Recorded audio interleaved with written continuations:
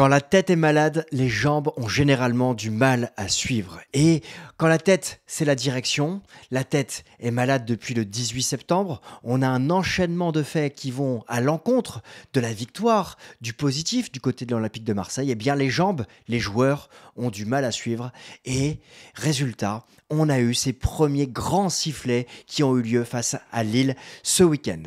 On a un silence qui est inquiétant de la part de la direction. Oui, un silence inquiétant parce que on est à l'OM, on a eu des Bernard Tapie, on a eu des Pape Diouf. Aujourd'hui, on a un Pablo Longoria qui n'a pas la même aura en termes de communication auprès des médias pour rassurer évidemment l'ensemble des supporters. Alors dans cette vidéo, évidemment, on va parler sportif. On va faire un constat, mais on va également parler de cette direction qui semble peut-être en ce moment aux abonnés absents et ça pose évidemment de nombreuses questions. Bienvenue sur CM Football, bienvenue pour une nouvelle vidéo sur l'actualité du football, de l'actualité de l'Olympique de Marseille. Silence, on coule, point d'interrogation, oui, parce que jusqu'où tombera l'Olympique de Marseille qui est dans une spirale qui est négative. Et on va faire évidemment le constat. Alors le constat est-il si implacable du côté de l'Olympique de Marseille? Quand on regarde le classement, même si l'Olympique de Marseille a un match en moins, l'Olympique de Marseille est 9e, 13 points en 10 rencontres, avec 10 points de retard sur la Ligue des Champions, après un tiers du championnat. Et surtout, seulement 3 petits points d'avance sur le Football Club de Metz qui est lui barragiste. Alors si l'Olympique lyonnais et Clermont semblent déjà dans le très mauvais wagon, l'Olympique de Marseille se situe dans le ventre mou et évidemment, c'est pas là qu'on voyait l'Olympique de Marseille. Si on regarde depuis fin août, depuis quasiment 2 mois et demi, les résultats de l'OM, c'est une victoire face à Brest à domicile. Et c'est surtout seulement une seule victoire en championnat depuis, c'était face au Havre. Une seule victoire en Europa League, c'était face à Athènes. Que des matchs nuls, des défaites. Et évidemment, c'est insuffisant.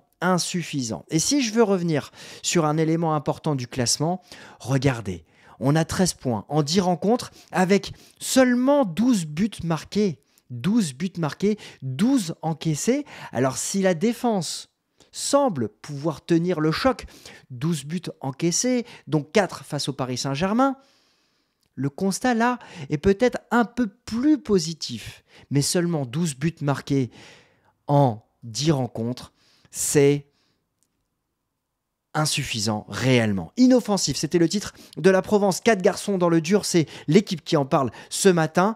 L'équipe qui met en avant évidemment le mercato raté de l'Olympique de Marseille. Mercato raté offensivement, oui, parce que si Ismaïla Sarr a fait un bon début de championnat en termes de statistiques, il n'est pas suffisant aujourd'hui par rapport à sa performance face au LOSC. Si Iliman Ndiaye semble monter en puissance à travers sa rencontre, notamment face à l'AEK Athènes, c'est insuffisant en termes de bilan statistique et de buts marqués ou de passes décisives. Si Correa a été blessé, il est fantomatique, même si Gattuso semble vouloir lui faire confiance. Enfin, l'OM a perdu Alexis Sanchez. Aubameyang est vraiment insuffisant en termes de statistiques, en termes de résultats et en termes de présence sur le terrain. Et ça, ce sont des éléments importants. Et le constat aujourd'hui est à l'échec de ce début de championnat. Un constat à l'échec à travers le recrutement de Marcelino, à travers le limogeage, en tout cas la démission de Marcelino, à travers l'arrivée de Gattuso. Certes, il n'a pas participé à la préparation estivale, mais aujourd'hui, évidemment, le public en a assez. Pas de Gattuso, pas forcément des joueurs, mais de cette ambiance globale qui plombe l'Olympique de Marseille depuis cet été parce que le mercato a clairement été raté. Alors il y a évidemment une nuance à apporter. Cette nuance, elle est importante. Pourquoi? Parce que regardez ce classement à travers justement les matchs disputés par l'Olympique de Marseille face au top 3, 3 défaites, face au top 4, 8 l'OM est invaincu, 3 victoires, 2 matchs nuls. Et désormais, l'Olympique de Marseille va affronter, d'ici la trêve, que des clubs qui sont classés derrière lui. Mais on va parler bien évidemment du match face à Lens, du match de tous les dangers. Mais aussi, est-ce que l'OM sera supérieur? Est-ce que l'OM peut enchaîner une bonne série? On l'espère, bien évidemment, quand on est supporter de l'Olympique de Marseille. Mais on voit encore une fois que l'OM n'a pas progressé face au top 3. C'est une rengaine qui revient toutes les saisons. L'OM est faible face au fort. Et donc, la question qui se pose, c'est jusqu'où l'OM va-t-il tomber parce que l'OM est en situation d'échec. Des premiers sifflets avaient eu lieu face à Toulouse. Là, la bronca a été beaucoup plus forte au coup de sifflet final face à Lille, même si je dois revenir sur cette rencontre un petit peu quand même. Ce match, l'OM a été insuffisant en première période et a progressé en deuxième mi-temps. Mais il y a eu trop peu de grosses occasions. Harit aurait dû marquer en première mi-temps sur la plus grosse occasion de l'OM de cette rencontre. Mais une seule grosse occasion, c'est insuffisant. Clairement. Maintenant, quand on regarde le LOSC, on le disait du stade. Le LOSC était supérieur, clairement, à tous les niveaux. Stabilité, deuxième année pour Paolo Fonseca. Même s'il a eu des difficultés avec son président, il est présent et les joueurs savent ce qu'ils doivent donner. On avait peut-être l'impression d'avoir deux équipes qui cherchaient à ne pas perdre, mais là, le LOSC était supérieur, très rapidement arrivé à se projeter, là où l'Olympique de Marseille devait toucher 3, 4, 5 fois le ballon pour espérer casser des lignes d'un bloc resserré. C'est insuffisant et ce n'est pas digne de l'OM. Et donc les sifflets qui ont accompagné Pau Lopez par rapport à la mise en danger qu'il a pu avoir en première mi-temps lorsqu'il a passé le ballon à Valentin Rongier. Les lignes étaient resserrées, le pressing était haut. On a senti un Pau Lopez davantage dans le jeu, comme avec Sampaoli ou encore avec Tudor, à certains moments. Mais là, on sentait le système qui n'était pas rodé défensivement.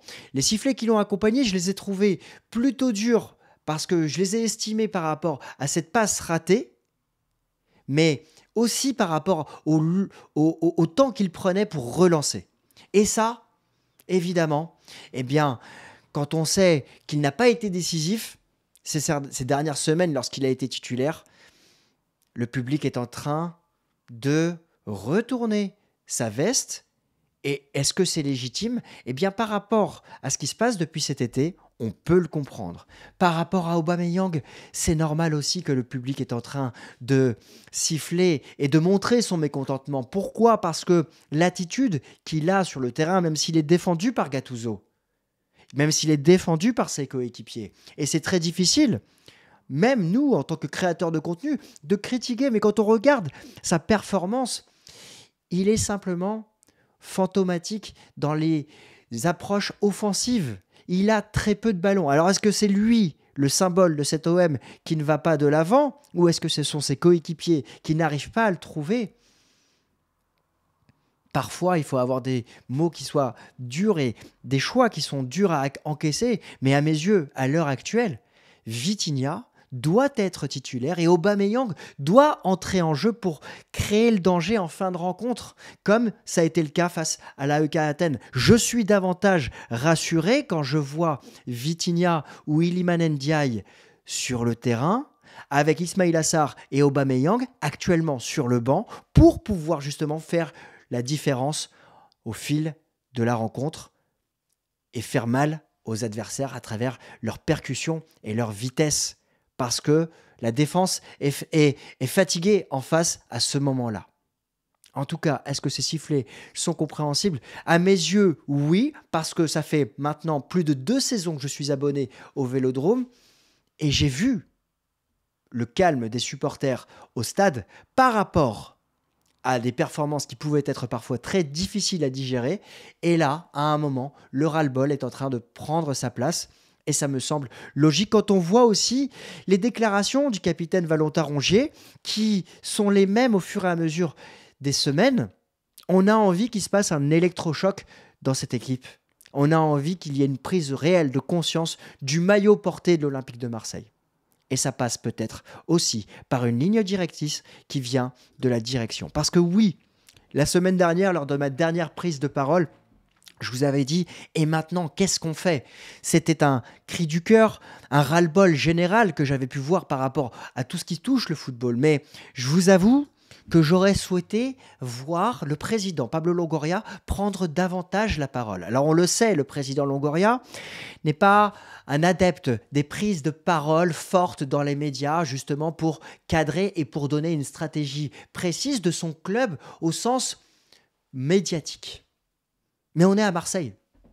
Et à Marseille, on aime bien les présidents comme feu Bernard Tapie ou comme feu Pape Diouf qui ont été toujours là pour défendre l'institution. L'OM est un club à nul autre pareil et on a besoin d'avoir un président qui est fort et qui sait aussi parler aux médias et donner aussi le ton, justement. Dans une période qui a été délicate depuis maintenant 1 mois et demi autour de l'OM, je trouve que le président Longoria, que j'ai défendu et que je défends très régulièrement, manque justement de prise de parole, peut-être de caractère aussi, pour parler et pour donner le ton dans un moment qui est compliqué. Et je vais vous donner des arguments dans ce sens. Javier Ribalta est parti, on n'a pas eu justement de décisions fortes qui ont été prises, si ce n'est Stéphane Tessier qui a pris du galon dans l'Olympique de Marseille avec une place de directeur général, avec justement le volet sportif qui lui a été rattaché. On sait à travers les médias que Stéphane Tessier n'est pas une personne qui aime apparaître également, mais c'est là où on a besoin aussi d'une personne qui serait en capacité de communiquer et justement d'éteindre des feux. On a Mehdi Benassia qui a été attendu, espéré, mis en avant pour devenir le nouveau directeur sportif de l'Olympique de Marseille. Il n'est toujours pas arrivé et on n'entend plus parler de cette position à l'Olympique de Marseille. Alors certains vont dire qu'on est impatient à Marseille peut-être, mais on aime bien aussi que les choses soient carrées, réglées, parce que comme on l'a dit en introduction, quand la tête est malade, les jambes ont du mal à suivre. Et qu'en pensent les joueurs? Qu'en pensent les joueurs de cette situation de flou? De flou, oui, parce qu'il y a un actionnaire également, Frank McCourt. Alors il a délégué, évidemment à travers différentes personnes, sa position d'actionnaire majoritaire de l'Olympique de Marseille. Mais on aurait envie de l'entendre aussi sur cette situation à travers ce qui s'est passé du côté du match OM-OL, qui n'a pas eu lieu, et il est actionnaire de l'Olympique de Marseille. Il a un rôle aussi, même si c'est facile de se dédouaner auprès des pouvoirs publics. Marseille, c'est l'OM, l'OM, c'est Marseille. Les deux marchent main dans la main, ou doivent marcher main dans la main. Et quand on est actionnaire de l'OM, on se doit de parler. Si ce n'est Pablo Longoria, c'est donc Frank McCourt. À l'heure où de nouveaux médias, comme Canal+, parlent de cette rumeur de la vente de l'Olympique de Marseille. Alors, on aura l'occasion, évidemment, d'en reparler sur la chaîne, probablement, peut-être même cette semaine, parce que il y a un sujet qui revient de plus en plus fort, et le silence de cette direction pose question.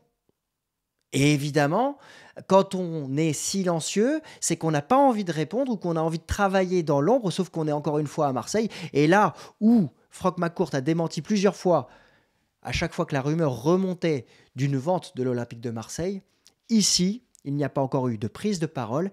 Et ça interroge naturellement, et ça fait la joie évidemment de beaucoup de personnes qui surfent là-dessus. Ici, ce n'est pas le cas.